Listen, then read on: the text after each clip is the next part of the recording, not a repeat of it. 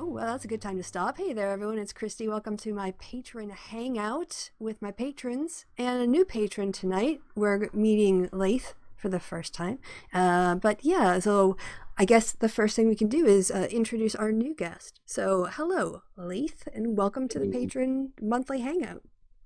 Hello. Yeah, I'm gonna try and sound as cute as possible, so that way you treat me nice now. I treat everybody nice. It's Kevin who's the meanie. Oh, well, that's why I'm here and not over there, man. Yes. Don't want to get cussed out, man. Too fierce. Yeah, and Tom, of course, Hi. like with me since the beginning. How you doing? Tired, and apparently not very loud. No. It's much better now. Maybe it was just when it was the first time. And to be fair, I had blues music playing in my other ear, so I might have misheard you. I am Tom, and I am apparently louder than I thought I was. And we're recovering from a relatively small blizzard or a large, medium snowstorm. So I got nothing else to do. So I thought I'd come here and do whatever it is we do. So did you shovel once or did you shovel mid-blizzard? Oh, I have a neighbor who shovels the whole. I mean, in the apartment place that I live, I have a neighbor who shovels the whole parking area several times during a storm. So she has to just do, so she's not moving a lot of snow at one time, and she always shovels up to my deck, and then I have to only shovel the deck. Oh, nice. So I don't have much to do. Wow. Which is kind of nice because I shovel normally for my neighbor who is more limited even than I am. So it's kind of nice that she does all that for us most of the time. Yeah, that so is. And I don't get anywhere near as many heart attacks that way. It's lifting heavy snow. Yeah. Oh, it's so nice to have fewer heart attacks. Right. That is the way to live. No heart attacks. Yeah. Oh yeah. It's very conducive. Man, living the no heart attack life. Yeah. Yeah. And last thing I'll ask you about is how about them Packers? What's going on with them? I'm not following them as much as I used to in previous years, but they are today at 5:40 Central Time. I don't know what the hell that is. You later Canadian. Not probably Canadian. I'm going down a list of good countries: Canada, Germany, UK. Yes. Better than us anyway. Countries that don't have currently concentration camps. So yeah, that's kind of my that's your baseline. Yeah, Central Time here, which is, as you say, later there. They're playing the 49ers, the San Francisco 49ers, in the NFC Championship game, which means that the winner of this game goes to the Super Bowl.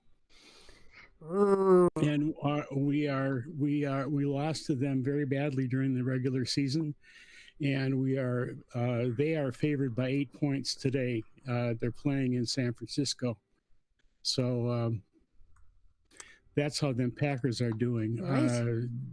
They're back here. The over under for points scored during the game is 46. Ooh. Which means that they're looking at a shootout. And in a shootout, there is always the chance that the score will change quite a bit. And we have several pretty good weapons, including Aaron Rodgers. And he's got some targets, and he's got a running back this year, which is nice. Those are helpful. Yeah. When you want a running game. So they don't have to depend on Rodgers' arm all the time, and they can't always plan for that. So anyway, I guess I'm following it a little more than I thought I was. Well, you probably just passively pick it up, interacting with people or listening to the radio. I've only watched part of the game this year, and that was I watched probably I watched a little bit, and then there was a really vicious hit. Helmet to helmet contact on purpose, or at least it looked like on purpose. And the hit E was hurt, looked kind of badly, at least for a little while. And so I turned it off, did something else, came back a few minutes later, and there was another another helmet to helmet contact with injury. And I just stopped watching because so I follow the scores. I have a schedule up on next to my computer here and keep track of the games, win loss score, things like that. So, and I have a Wisconsin chauvinist position on Wisconsin sports teams, and Wisconsin anything, but Wisconsin sports teams is the issue at the moment. So that's where I'm at. So apparently I care a little bit more than I thought. And there's Joe. Hi, Joe. Hello. Hey, Joe. Joe, meet You're Leif. not wearing your raccoon. You're not wearing your raccoon coat this time. It's Chewbacca. Yeah, well, I thought of it afterwards. What you looked like? It looked like a raccoon coat from back in the 1920s. Like Davy Crockett. Oh. Yeah. Oh, I have one handy. I have it pretty close, but it hasn't been warmed by the heated blankets. So. Yeah, no, that doesn't look like that doesn't have the same impression of Stutz Bearcat college football rah-rah. The Wookiee. Chewbacca. Yeah. Yeah, to me. But then I'm chattering away. I'm trying to keep myself awake. I'm sorry. Bro, don't worry. Actually, listening to you is really calming. I'm just sitting here going like, I'm having my coffee. Yeah, I was the same. Ukulele going in the background. It's great. Yeah, not having to worry about Brexit or anything else. I don't worry about Brexit no more. I know it's happening. Yeah, I've you just got the dull weight now. Yeah. You just throw your hands up like a really bad roller coaster and wait for it to be over. Yeah. Well, except that. Well, it being over might turn out. Well, I have a question for you, Leif, about it being over and what that might mean for my home country, or my heart's home country of Scotland. You should probably go ahead and talk to the rest of the people here first. Okay. Mariana and I had a little chat before we came on air, but you want to update everybody else on how you are doing? Oh, I'm good. We had a farmer protest where I live on Friday, and some of the posters the farmers had on their tractors were just this side of legal. If you know what I mean. No, I don't. There's certain symbols we're not allowed to display in Germany. Ooh. Yeah, they were being clever about it. So only 2 arms, 3 arms? No, alternatives where everybody knows what they actually want to show, but they're not showing. That kind of thing. Yeah. That's difficult. Yikes. I hope the individual farmers are getting some backlash. But, I have no clue. And another fun thing that happened was, that was on Saturday, I think. The AfD, the far-right party we have here in Germany, some idiot of them let out a tweet about how today, 70 years ago, or 75 years ago, I don't care, so many Germans had to flee due to the advancing Red Army, and we should commemorate this. And the response of the Russian embassy was very spicy. Well, one should think about why the Red Army had to advance. Oh. Oh. Uh-huh. So, and a architectural firm in Berlin had a bit of a fuck up. A woman who worked there was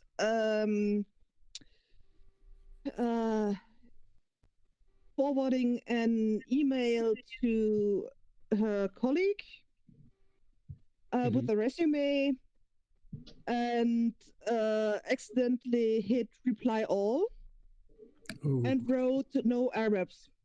Oh, Jesus. Yes. Then oh, busted. Yes. Good to see that Islamophobia doesn't exist. Like, Yeah, yes. It never existed, guys. Really. Yes. And the person who applied to that architectural firm did a post on Facebook, blacked out everything, but people were very clever and figured out what architectural firm that was, and for a bit their website was down. Oh. Yeah, I bet. I can well imagine. Yeah, that was a major fuck up for them. I think they lose customers over this, especially as they advertise that they're building worldwide and are really open for everything. Obviously not. Yeah. And Joe, how are you doing? Yes. We're all just kind of doing bad. Not bad. Pretty much everything going the same. Trying to find somebody to trade a shift for me so I can do both weeks of the Oscar playback stuff that Marcus Theaters does in the area. Oh, well, can you explain that a little bit? The theater chain near here does a two-day event, one Saturday and then the next Saturday, where they do all of the best picture films in essentially like a film festival sort of setup, as well as all of the short films and the short animated films. Yeah. So it's like a showcase of everything that's on the Academy roster. Well, not everything. They just do the short films, the short films, the short animated films, and the best picture films. Man, that sounds. I mean, granted, most of those also have the films that are best director and best actor. Yeah. Not all of them, but usually most of them. But yeah, it's still really fun to just go to the theater all day and watch usually mostly good movies.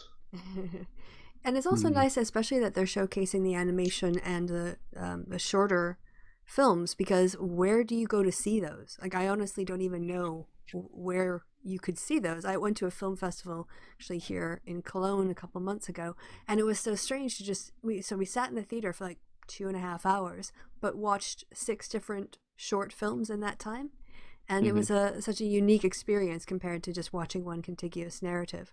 So usually if you actually look at the Academy's site and that, you can usually find sources as to where to view the short films. Otherwise, a quick Google search can usually find the creators page and that sort of thing. I know I did that after watching the festival because I wanted to actually find a way to purchase one of the films that was I think it was the one that won as well. I'm not positive though. It was called Skin. It was a really good movie about mostly about racism and that sort of thing. A really good short film. Nice. Huh. Well, good luck getting your shift swapped around. Indeed. Yeah, it sounds like hell for me, but it sounds like fun for you. What is that hat? Is anybody here a Terry Pratchett fan? Yes. Okay, Sweet. I was gonna say that it looked familiar, look. but I couldn't place it. I Okay. am told that I look a little bit like Terry Pratchett, and with the hat, I bought this hat specifically to see if it made me look more like Terry Pratchett, Sir Yes. Terry Pratchett, and it's getting a little chilly in here, so I thought I'd put a hat on.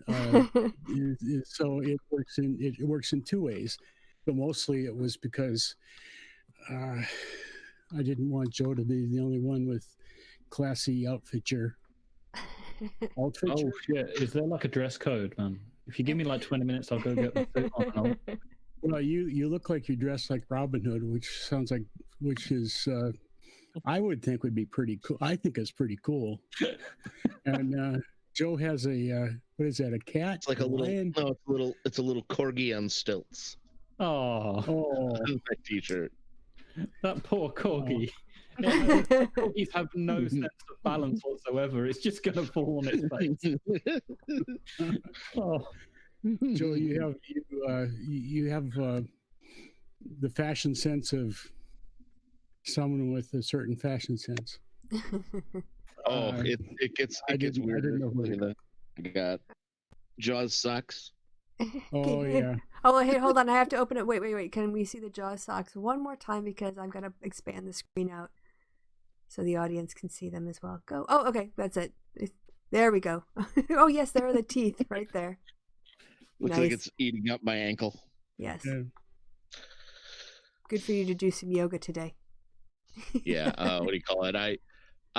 It's a fun thing I do at work where patterns don't technically break the dress code, and things small like this don't break the dress code. So I have a lot of like stuff that doesn't fit within the spirit of the dress code, but like just a pattern of like Star Wars or Nightmare Before Christmas and that in a sweater form. So right. You're a rebel, Joe. You're really just a rebel. So, yeah, I was also saying tonight, sadly, I kind of need to keep it to an hour because I have homework to do. I'm working on a video about Creative Commons licensing for a course that I'm doing, and it's due before I go to bed. So, like, it's due at like 6 o'clock in the morning my time, and I can't be bothered to get up at 4 o'clock in the morning to upload it. So, yeah. Yes. But and I really didn't have anything in particular prepared, so I don't know if people have any topics that they want to bring up. Yeah, I want to talk a bit about politics in the Witcher TV show, but my girlfriend won't shut the door, so I'm going to do that first. Okay. Now, who here has seen The Witcher? Is anyone else besides me? I haven't gotten around to it, but I've played something that is based on the same novel that the series is based off of. So, do you guys mind if we talk a little bit? I mean, I don't know how much, if there's going to be any spoilers, but for Marianne and Tom, are you guys okay if we talk about this a bit? Oh yeah. Spoil away. I have no major intention of watching it.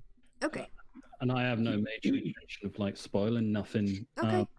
I'm actually more interested in like the idea of it, and I mean it can kind of spread over into other novelists, other authors, those kind of things. So like, the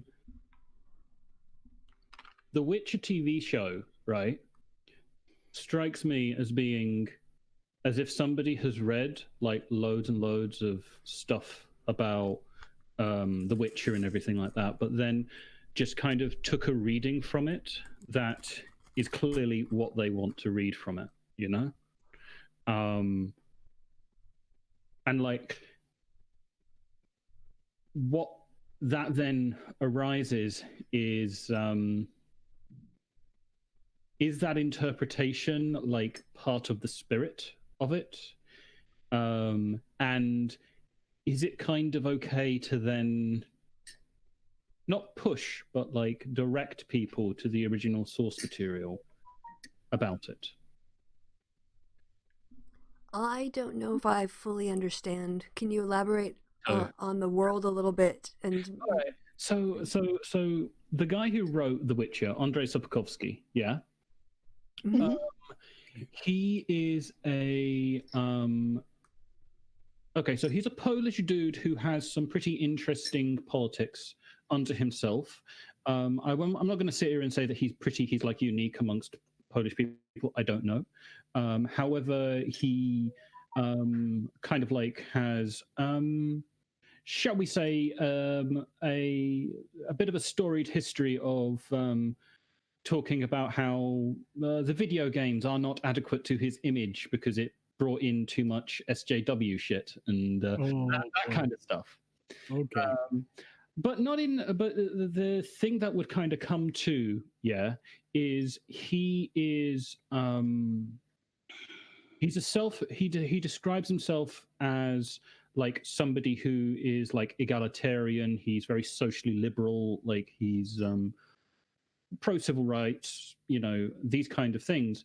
But then in the novels themselves, in the stories themselves, there are actually quite a few things that make me kind of go like, is it a good story? Is it a good thing to actually kind of be propping up to reinterpret it and then refer back to the older material? It's sort of something that I kind of wonder about a lot, really, with a lot of the things that I do, a lot of the things that I consume, because like it feels like it's whitewashing. It feels like it's, you know, like painting over the more crappy aspects of the old stories. Yeah, can you give an example that might help illustrate what kind of Okay. your emotional or intellectual reactions are? All right, so all right, there is a throwaway joke in one of the books, yeah, where what is basically the United Nations meet. And there is a character who is described as being like a dog stupid madman kind of character. And the reason that he's a dog stupid kind of madman is that he will not stop talking about how global warming is a problem. Now, that doesn't exist in the TV show, but it's very clear how Andrzej Sapkowski feels about like climate alarmists in the mid 80s. Because that was when he was writing. Right. Another one would be the main thrust of the story is regarding this young child called Siri, yeah? And Siri is seen to be like this very important character. However, maybe not. Her entire importance is that she is going to be the mother of the king that will bring about the great change of the golden age of the world. So she's a walking womb.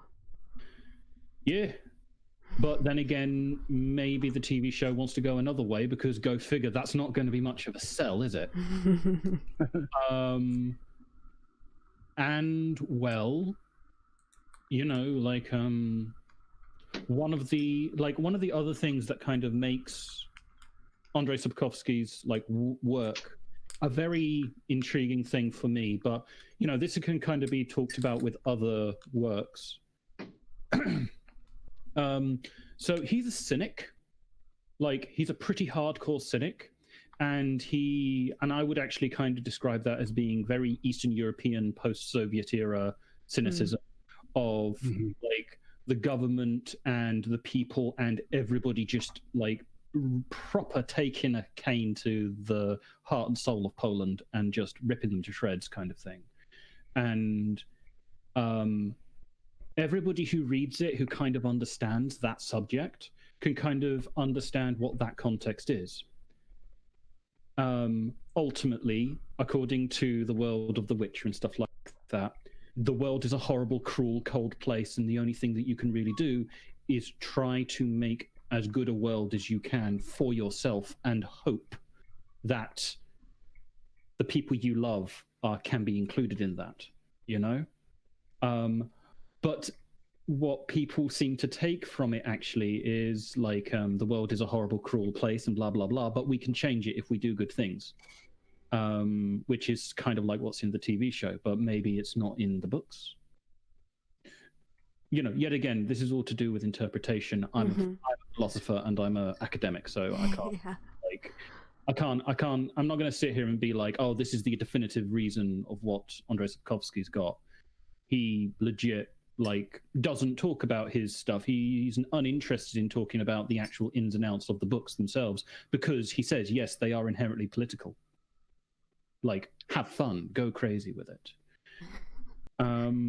You know, he's kind of the antithesis of J.K. Rowling, who continuously like reiterates on the own politics of the story itself and recontextualizes it a lot. And I'm kind of like, oh, well, what the hell does this have to do with anything? It has everything to do with feminine autonomy, because there is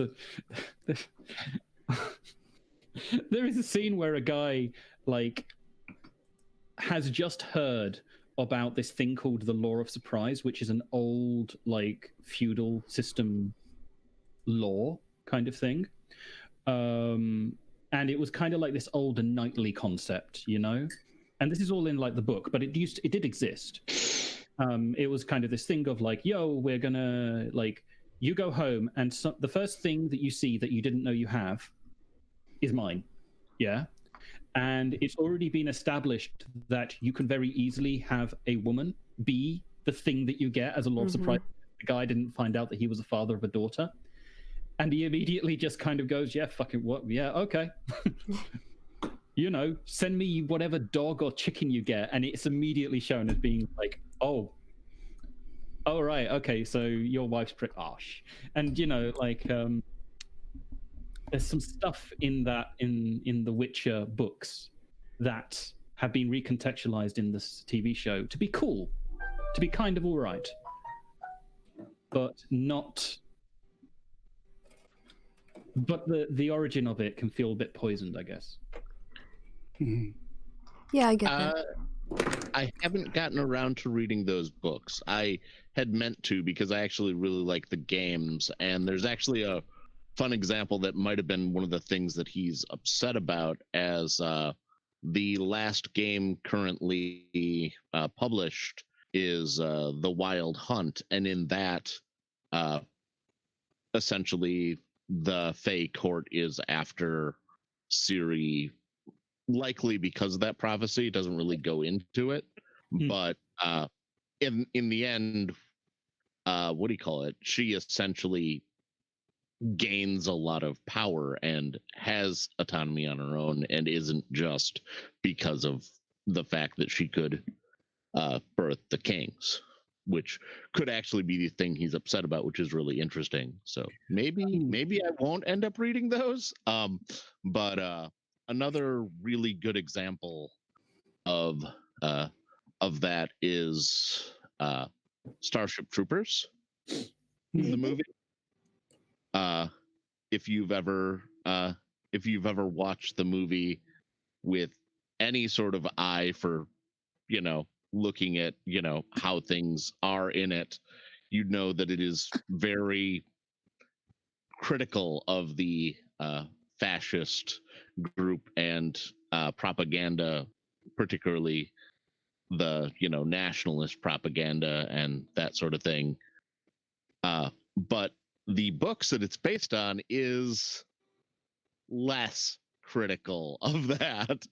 It's essentially, you know, the books by Heinlein are actually, you know, promoting this as a good system that we could go to. Granted, I actually have to look, but, you know, it's really interesting, like how certain adaptations can not only you know, be less, you know, Shitty. problematic, less shitty than the original, but, you know, in the case of Starship Troopers, it's like flat out like, no, this is bad. Look at how absurd and bad this is of the original material. So, I mean, Starship Troopers is actually a good example of what I was talking about, the idea of like something getting reinterpreted until it ceases to have the original meaning, even in that point. Do you guys know that there is a Starship Troopers 7? I didn't What? know that. There is a Starship I knew of the first 4. Yeah. No, wait, there are there are 7 Yeah. movies? 7 movies Yeah. of Starship Troopers? Yeah. There are the 4. Holy shit. There are 4, yeah. And Okay. they dropped this kind of like, satirical undertones in the I think it was the second or third one. They dropped that, and it kind of became more of like an action film. And then they exported it to Japan, where they made a bunch of anime adaptations, which is set in the same universe and blah blah blah. And they literally just dropped the whole thing, and they were like, "Yeah, this is a good way of going about things. Like lean into it, lean into the clash, guys." And yeah, Service guarantees citizenship. yeah, And there's like definitely tones of it being the same universe as the movie, as the original movie, and not just it's just further adaptations of the world presented in the book. Like they don't like put them in power armor or obvious things like that. yeah. That was my problem with well, not my whole problem, but one of my problems with it is that the power armor was kind of the point of the mobile infantry in the books, and then in the movie they were just cannon fodder. I'm just remembering that bit where the guy got chewed in half by a bug. It was great. Like he's just kind of saying they just swung around and then plonk, and he just on the 2 pieces, and he's like, I can't feel my legs. Yeah, I think it's an interesting postmodern tension that we have to confront, where we have to reconcile and sometimes continuously update something like our national myths in the light of growing consciousness. So in some ways parallel the way that just even Thomas Jefferson's lifetime has gone from sort of myth and storified to significantly critical, and that being mainstream in my lifetime, but still maintaining all the myth elements. But when it comes to a piece of art, like if you have something, a book that you love and it's got stuff in it that's problematic, I can understand in an adaptation the temptation of, do you be honest and true and show it in its ugliness, but also maybe risk that people won't see it as ugly and it will end up reinforcing the thing that you don't think is good anymore? Or do you try to rescue it, and by rescuing it kind of cover up for it as if it didn't happen? So it seemed to me a dilemma of adaptation with those kinds of problems. Yeah. The author is dead unless they're not dead. In which I case, was going to ask you, like, what's your opinion on the author is dead? And now, I legit, I don't give a shit. Lots of talking about it in terms of like how I deal with. I mean, the first person who I had to properly grapple with. And I feel like I'm taking center stage a bit too much, guys. So no, it's your first show. Please step up. Yeah, be off if you want. No. The first sort of character who I had a similar one was Harlan Ellison, who is I don't know if he's still alive. I think he's still alive, but I think he's pretty old by this point. But anyway, he was a uniquely misogynistic man. And this can be put down to whether or not he had Asperger's or like a high functioning form of autism or anything like that. Can you please stop there? Oh, sorry. Asperger's or autism doesn't make you misogynistic. Just saying. I apologize. Yes. Yeah. So okay. Well, he was a very bad person. Yes. But he's written some of the best novels and stories that I've ever read.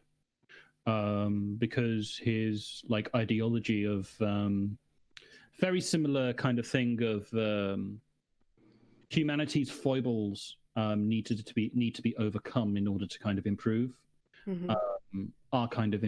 Are very much involved in his stories, and I think that's pretty cool. But I got to deal with the fact that his response to like somebody calling in on his racism or his racism or his sexism was to publicly grope them in a convention hall. Like, I got to deal with that shit, you know. And the way that I just deal with it is just by fucking ignoring it. Like the author ceases to be, and if I really have a problem with them, I'll just pirate their books. There you go. Yeah, I think it is. Oh yeah, I'm sorry. Continue. Oh, you go. You go. Yeah, it's yeah, I think on that it's so difficult because, and yeah, in one sense, it's your reaction to the work, and your contextualization and thinking about it that gives it meaning to you, and you might see things in it. Of course, the author never would because you're coming at it from your perspective, I think. But also too, like the extent to which the author and their intention, their intentions, to put things in there, I think it's like I don't think an author. Here's where I don't think an author owns their own work and has the exclusive right to say how it should be interpreted. However, I think it behooves one to know at least what the author's thoughts on their work were, if they wanted to take it seriously, or to be, if they're really interested in understanding it more, to know more about them. And when you get really terrible people, when you get people who have done terrible things or said terrible things or held terrible beliefs, producing things that you find beautiful, that creates a lot of cognitive dissonance. And like, should you just ignore it, or to like just make you sad every time you think, every time you watch something about that? But it kind of gets to the point, right, that like a lot of times I always kind of hear about some celebrity or something like that, and I do say it to my girlfriend, I say it to my partner, like, I really hope this person isn't a shithead, you know? Yeah. I really hope it doesn't turn out that they're just like a horrible criminal or something like that. Like, yeah, and we don't have a really good track record of that, not of that being, that prophecy or that hope being, born through. Yeah. But like we do get some people like Mr. Pratchett, like he had a very known history like of in the past being maybe a bit homophobic, but then moving past his work and moving past his foibles and kind of coming out heavily in support of things, so like yeah. People can, in their early, you're right, people change over the course of their lives as well. Yeah. So, but it's difficult to live in an information with such knowledge. Like before, I would just read a book and not really have to think about who the author was and what their views were on things. You would just read a book and take it back to the library and give it back to them. That was it. But the good old days. The good old days when libraries existed, man. We still have libraries, and I love libraries. I love my local library, except that it's 10. Breathe, Tom. It's 10 miles away, and so I don't get there. I couldn't get there very often if I wanted to. And then it's then I have Kindle, and I have a whole my bedroom is just piles and piles of books that I haven't read, and other piles that I have read and I want to read again. And the thing is that for the last few years, since my eyes went bad a few years ago, I was not reading very much. And then I got my eyes fixed, and I can read like a motherfucker. and I still don't read as much. I've gotten 50 pages into a book that I desperately wanted to read. Got 50 pages into it, and I can't pick it up again for love or money. So, No, I can believe that. I can feel that. Something I can suggest to you seriously is getting a hold of Overdrive, which is like a brilliant little app.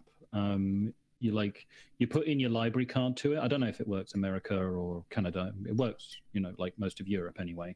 Like you put in your library card, and it gives you access to loads and loads of audiobooks that you can just pop onto a speaker and go. Oh with yeah, them.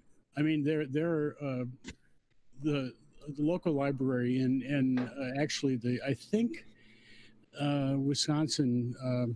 I should be careful about this, but Wisconsin is divided up into library districts, and I think the library districts also have things like that where you can listen to audiobooks. And I don't do well with audiobooks either. For some reason, I have audiobooks and I listen to a few pages of them, and then I just don't.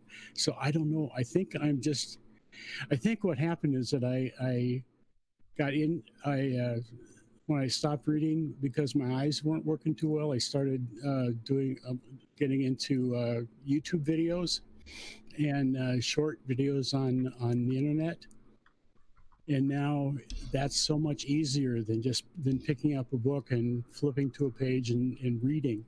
It's so much easier just to have this information poured into my head by somebody else. Yeah, you don't have like a commute on a train or something, or a public bus system to ride around on to just pick up a book and carry it with you and read it on the train for a half I have hour. to drive my car, and since I don't have a self-driving car yet, get on that. Yeah. Audiobooks for car rides, even when you're driving, is probably not a terrible way to try to do it, because I have a 30-minute commute, and that's primarily when I listen to books. And usually while I'm at home, it's usually YouTube videos and podcasts, but Mm-hmm. It is hard, I think, for books to compete when you have so much ability to just passively absorb information. I think that's it. When I'm in the office, I'm reading emails and I'm writing emails and I'm writing documents and I'm writing things down. And I come home and I don't want to pick up a book. I don't want to read. But I do want to keep my brain busy because it just keeps going. So, I'll put on a lecture or I'll watch something that will, a documentary, and I'm really nerdy. But then I just sit there and I passively absorb it and look at the pretty pictures. Ooh, pretty. So yes, it makes it more difficult to go back to a book, unless of course I'm like on a train or a plane or I'm on holiday on a beach somewhere, and then they're perfect. But I don't get that very often, so yeah. Yeah, and I find maybe it's just a matter of length, because I'll read. I'll read. I thought Kevin wasn't here today. I lost my. No, I didn't.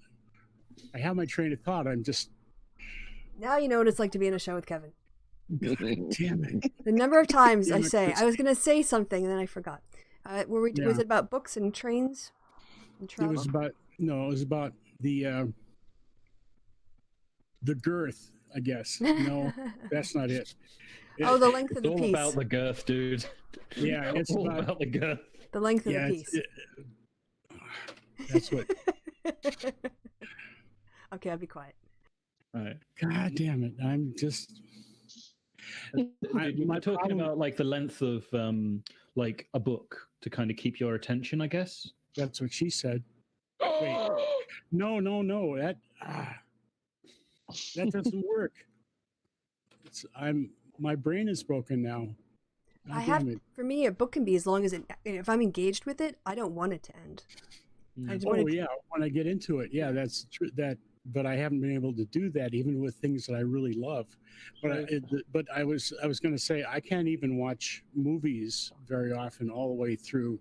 Like a 90-minute movie is difficult. I can in the theater, it's fine, but on my computer, I just got a Netflix trial, and I have Amazon Prime, so I have all the stuff that I could ever want to watch, and I am not doing it. It's very sad, and it's mostly sad because I'm retired, so I got nothing else to do. So what do you do instead? this and that, watch YouTube videos, and You don't look want to at commit to a social long-term. media. Yeah. Yeah, Your that's attention what- span is down. Yes, my attention span is down. You're more Twitter than Facebook postings. Well, as the is symbolically, yes, but I don't Yeah. do Twitter much because that's like drinking from a fire hose, and I just dip in every once in a while, and it's fine. But wait, what were we talking about? I forget now. Go ahead. Books. Anyone else want to come in on that? Okay. Mhm. So I'm curious, Marianne. Did you want to talk about your what you were doing the last couple days, or is that personal? We did it before. well, we Dream. did it before we came on air. Yeah. Oh, okay. Yeah. So Mhm. you haven't gotten your results yet, then? No, results on Tuesday. Okay. Mm. Did you sleep? Oh yes, I did sleep. Oh, Yeah. Well, I can't help but sleep because I take medication to sleep. Just keep waking up. Yeah, that's what happens to me too. Has it I been did a- helping with your ability to like complete your day? I did a sleep study due to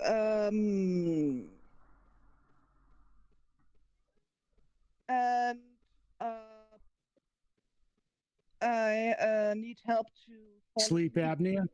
Yes, sleep apnea. Yes, what was the measurement I did once? I think I stopped breathing almost 40 times per hour. whoa. Yeah, Yeah. Yeah, that's a bit yikes. yeah. No, It's and kind of sadly a bit common with more like serious forms of sleep apnea. It's when the Yeah. heart restarts, isn't it? And it like just done. Yeah. It's terrifying. Yeah.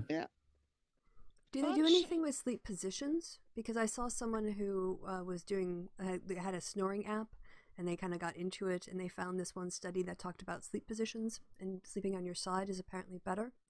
Well, not better, but it has some benefits to it, and it's linked to like lower heart attack rates in the long term. I think it's because of, and also sleep apnea, because when you're on your back, it's like there's more weight on your chest, so being on your side, it makes it. It's not the weight on the chest that's the problem. It's the Or how your neck is positioned or something. it's the muscle tone in your throat that's the problem. Yeah. And my the inside of my throat and mouth and everything is extremely narrow, and so when you sleep you lose most of your muscle tone, and then it doesn't matter how you lie, but the airways just collapse. Mhm. And that's why you have to get these nice sleep masks where that keep force the airway open with high pressure. CPAP, constant air CPAP. pressure. Yeah. Yeah, constant positive air pressure, glaube ich, is yeah. Oh, Yeah. it's- When you sent a picture, or you showed a picture, yeah. was that an oxygen tube in your oxygen cannula to your nose? No, that was for airflow measure. Okay, I was I was thinking if it was oxygen, if it's oxygen tube, that would sort of fuck up the results, I would think, Yeah, because you wouldn't need to breathe so often. No, you have all sorts of electrodes in your face to measure if you're Mhm. grinding your teeth and how your eyes are moving. Mhm. Then you have a few electrodes, I think it was on your head, and one behind each ear. Then you have a microphone on your neck to measure how loud you snore. Then you have 2 leads on your chest for heart rate monitoring, Mhm. and one thing on your leg to see if you have restless legs. Mhm. Yeah, Oh I had yeah, and you have a pulse ox on one finger and a thingy to measure carbon dioxide level in your blood on your ear. yeah, Yeah. yeah. It's cozy. Oh yes. Yeah, I had a sleep study once done, and I got all. I don't know that I had all the bells and whistles that you had, but because it was maybe 10 years ago, but it was most of that stuff. And and I had trouble getting to sleep, but I take I have sleep meds too, so I finally did get to sleep, and I was sleeping quite nicely until the technician who was doing the test woke me up, and I thought, oh, that was quick. I must have slept all through the night. No, it was about an hour and a half after I finally drifted off, an hour and a half or 2 hours after I actually went to sleep. It was the middle of the night, but he was sick and he had to go to the ER. Oh, This was no. we were doing it in the hospital, and he had to go to the ER for himself, and there was nobody else to take his place. So I had to get up and leave after having taken a sleeping pill. Oh. Oh, nice. And I asked him if I could just stay and sleep there, and he said, "No, you got to clear out because there's nobody to monitor you." And I said, "Well, I'll sign a waiver." He said, "No, I can't do it." And he was in a big hurry because apparently he was really sick. So I got I have sort of an incomplete sleep study results from that, and I should be on CPAP, but I tried it and I can't do it. I just can't keep it on. It just bugs the hell out of me to have anything on my face when I'm sleeping. Oh yeah, that's. No, I did one night with the mask, and that was surprisingly fine. Mm-hmm. Yeah, I only had the thing over my nose, Mm-hmm. and yeah, it smelled a bit weird, but I think You get used yeah. to it. Yeah. Yeah, I actually I tried it for several weeks, and I actually got one night where I actually slept, and that was brilliant. It was beautiful. It's a wonderful night's sleep, and I couldn't do it again for love nor money. So I hope you I'd get love to better have that outcome kind than of I did. sleep. Huh? I'd love to have that kind of sleep now. Jesus. I wake up every time I roll over. Yeah, I can imagine. Yeah. Mm. I definitely had to learn that I needed to stop drinking any caffeine drinks before 2 o'clock in the afternoon because I'm pretty sensitive to caffeine. And so if I have something at it's like 12 hours, before, so if I drink something at 4 o'clock, I'll probably be up till 3:30, going, what was it that I drank? So I don't know if you drink lots and lots of black tea, but Yeah, you must be really sensitive because what do you call it? Caffeine's supposed to run its way through your system in about 11 hours. So 11 hours, jeez. It's the biological half-life. Really, it's called that. A biological half-life. Nice. Yeah. It's Yep. Well, it's how long it should take for you to clear out. have it filter through your system. mhm. Yeah. So ironically, nicotine, right? It takes only about 12 to 13 hours to clear through your system. So Mhm. you will not have any nicotine in your system for 13 hours, but people will just off of placebo, people will say that they have the symptoms of nicotine withdrawal just for up to months afterwards.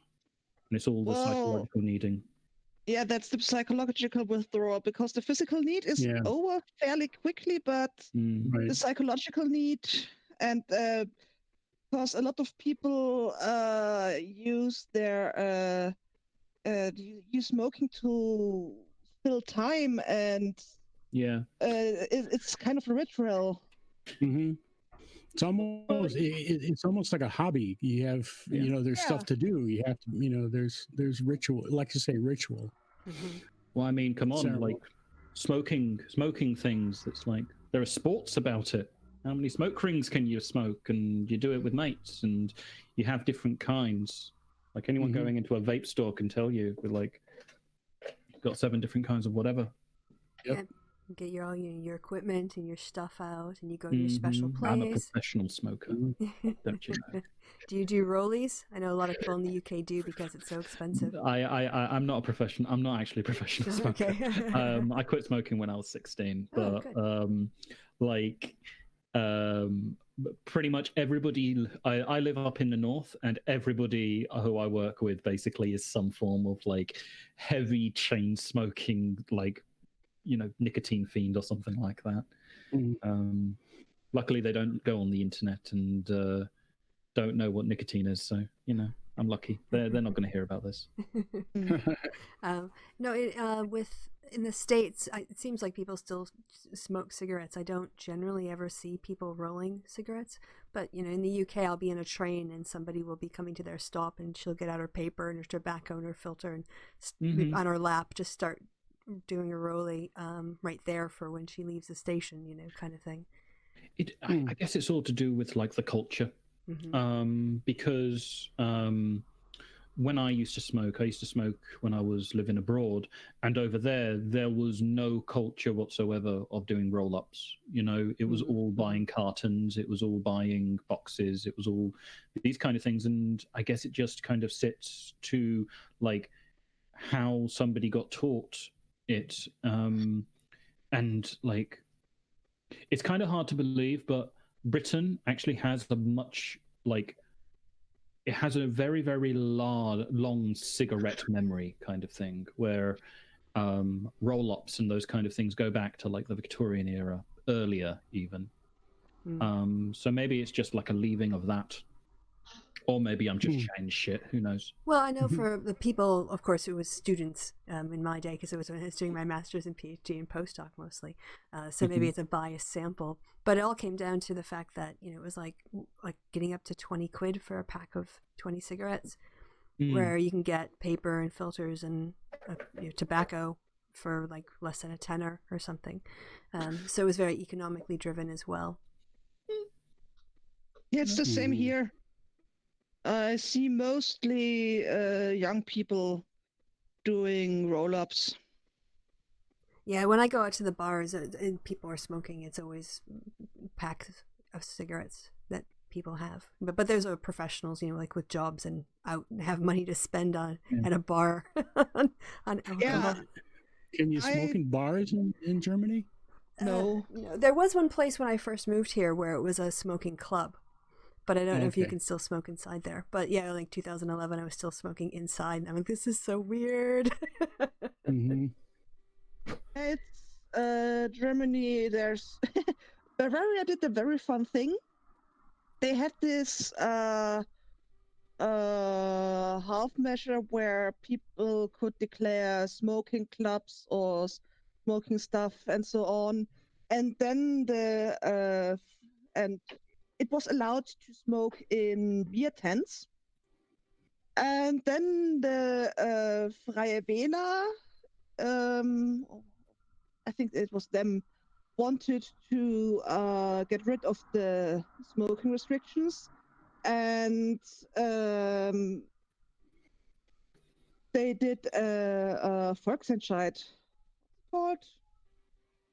I don't know. Anyway, the people of Bavaria got to vote what they wanted, and the people of Bavaria spoke and said, "We want to ban all the smoking, and it is way stricter now than it was in the beginning." Wow.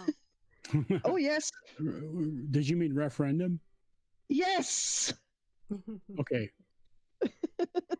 Well, here there's definitely shisha. You can smoke shisha inside places. There are shisha kind of bars. Yes. Shisha bars we have as well. I don't know how they work.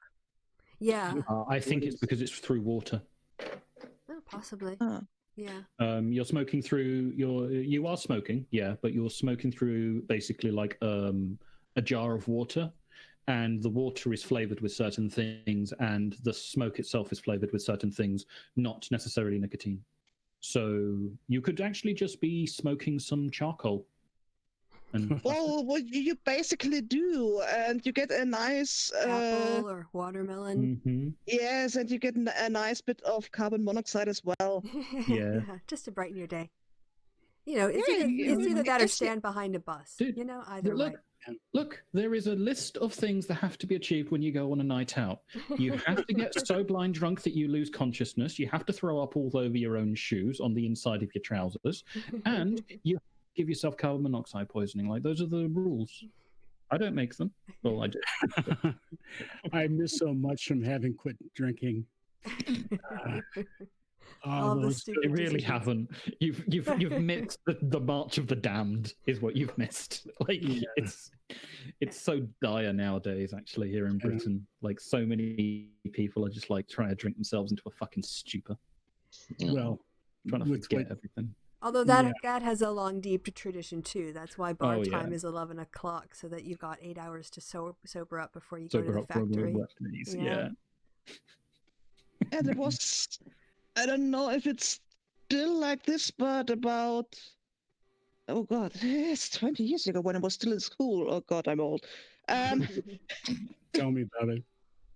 There was this new trend among youth where they drank as much as they possibly could, as fast as they could, just to get blackout drunk. And there was a real insane increase in alcohol poisonings, especially in very young teens, like 11 or something. Yeah. And Ooh, Jesus. yeah, I have no idea if it's still as bad or if people drink to have fun again. Excess. Well, and on that bombshell, Yeah. sorry. As I said before, I have homework, so I'm gonna have to wrap this up a little bit punctually at about an hour this time, you guys. But this was a really nice chat, and Laith, I hope you're feeling welcome and that you'll be joining us again. Hopefully, I mean, I don't want you to be off work ill, but as long as you're off work ill, I don't know. Oh, don't worry. I'll bring out my paint sets next time, so you just hear a bunch of smashing and clattering. All right. Or Well, you actually- could, go ahead, Actually, Tom. the next time that we get together will probably be after you are no longer in civilized society, and so Yeah, February. we may hear vomiting and Crowds with incoherence. pitchforks. incoherent swearing. Where's my toilet paper? Where's my bog roll? I was actually just thinking that you were just implying that they were going to lynch me immediately. It's like, let's get rid of the one Arab in all of York. I don't know. You know, I don't know your politics or your locale, but you know, I live in rural Wisconsin, and it's sort of purple. Well, it means it's halfway. You know, it's kind of Republican, kind of Democrat, sort of back and forth, a little bit leaning towards Republican. And there are a lot of Trump supporters around my specific location, and depending on how the impeachment trial goes, I may not survive. I have lots of political bumper stickers that I'm sure some of those people would want to vandalize your car. Maybe you should back your car into the driveway. I do, but okay. I have to drive it around. So, and I live next to a bar, kind of a country, or you know, a small town redneck bar, and I think by this time they know who I am, and so we may be in a similar personal situation next time, Leith. So what I think you should do, man, what I think you should really do, and this is me being honest, right? I think you should find an old 50s gang like the Greasers or something like that. And I think you should use them for protection and maybe challenge these biker gangs for pink slips and all that stuff. Because it sounds like you're in the preempt of like a Mad Max hellhole, which I'm in as well. I don't make any compunctions about that, man. Well, without as many Harley Davidsons, though. Yeah. No, we just have Vespers. Fucking Vespers. Fucking running up the fucking wall. I almost got run over by a bloody Vesper and I was on the sidewalk. It was awful. Oh, sorry, we're keeping you. We're keeping you, Christian. No, it's fine. Yeah. I'm entertained. Well, we have a tradition in Wisconsin, which is also from where Chrissy's from, of when people leave. Yeah, I was just gonna say. Social gathering.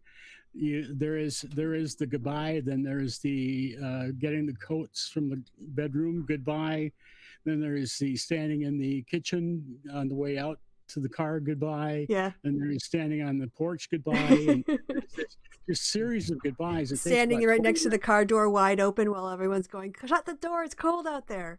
Goodbye. It's a half an hour. It's a half an hour process in Wisconsin. Exactly. To leave any kind of social gathering, especially a family gathering, and this is a little bit of a family sort of gathering here. Yeah, that was basically just me doing the first goodbyes. It's like second breakfasts. So like this is like the second one now. Yeah. Well, we have to get to the say goodbye everybody, and then everybody says goodbye everybody, and then we know that at least the recording is done. Yeah. So speaking of which, nice segue, Tom. Because that reminds me what I have to do to end the show. But yes, thanks to everybody for coming by. Thanks for your support. Also, I wanted to announce, because last year, so I did my Resistance Fund the first year, but I noticed that I saw a massive uptick in junk mail. That's because I had to give my address every time I went and donated to one of these places, because they wouldn't take PayPal, but they would take my credit card, which means they had to have my billing address, and now I'm on their mailing lists forever. So I became a little suspicious and hesitant to continue on with that process, because I don't want to get doxxed, and the more mailing lists I end up on, the more likely that is to happen. So what I thought, so last year, I kind of just slipped, because last year was crazy work-wise. But with what I wanted to talk to you guys about before the end of the show was I had thought about making basically a lump sum donation to any Florida organization that is helping people pay off their fines in order to qualify for voting again. Yeah, that's good. I like that. That's good. Yeah. Do you, if it would help keep you off lists, would you like to have me do that for you? If you wouldn't mind, what I'll do is I'll just transfer you send me the PayPal money, and tell me where to go. Yeah. Or, don't tell me where to go. Tell me where the money goes. Oh, Jesus. Telling you where to go is something else, yeah. That's what she's going to say. Yeah. No, remind me of your email, your PayPal email in a Facebook message, and I'll do that directly. All right. And then you have the contact information for where the money goes, and I'll just forward it on from there. That'd be great. And it has to be, you said it has to be credit card? So it depends on the charity. So sometimes they do take PayPal, but most of them didn't, because of course they want to build their mailing list. So that's why I'll also look into which organization and sort of, I'll do some vetting before I make a recommendation to you. Don't worry too much about that. Worry more about the effectiveness of the organization. Yeah. Okay. Because I get all kinds of shit, and I use Gmail, and I just click, check everything, and then I go back and unclick the ones that I want to actually see. Read. Yeah. So I dump massive amounts of mail that I actually want to see sometimes. So don't worry about that. I'll take care of that. Awesome. Finance chair. Excellent. Yeah. we've got a CEO, and now we've got a CFO as well. Okay. There we go. So thanks to you guys, and thanks for your support for all of 2019. And here's looking forward, now that we're officially in it, to 2020. I will talk to you about a February hangout. I know we've got Carnival, there's my birthday, so there's a couple other things we have to organize around for next month. And welcome again. Sorry, I think I said it before, but Laith, it was lovely to have you on, and really, it was a fun conversation. You fit right in immediately. I was thrilled. So thanks for those people in the chat too. I see Tufity was there, Flint was there, Ball, Cassiopeia, yeah, thank you guys for stopping by. Hope you enjoyed the chat as much as we did. And then all that's left to be said is goodbye from me and goodbye from my patrons. So say goodbye, everybody. Goodbye, everybody. Goodbye, everybody. They almost did it as a group. Okay. And goodbye. I have to hit 2 buttons. Okay, really, goodbye this time.